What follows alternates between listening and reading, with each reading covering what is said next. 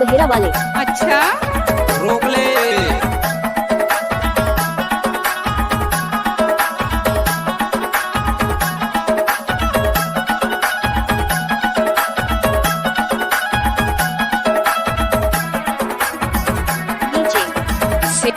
सेमलाल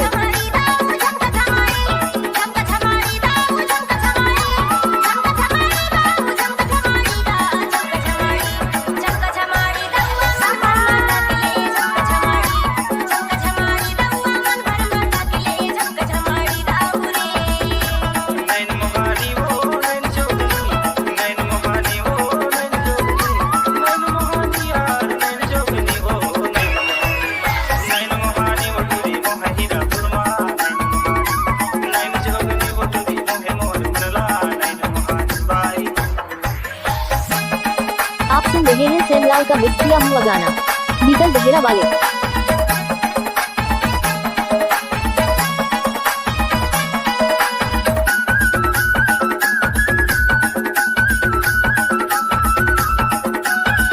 नीचे सेमलाल मीतल बहेरा वाले गीत से।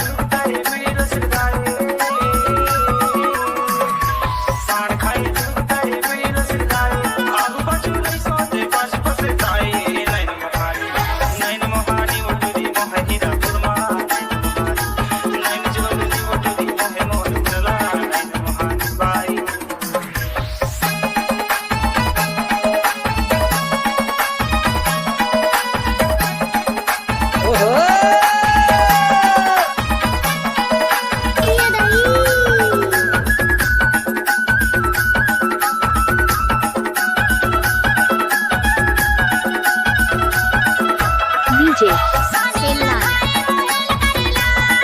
अच्छा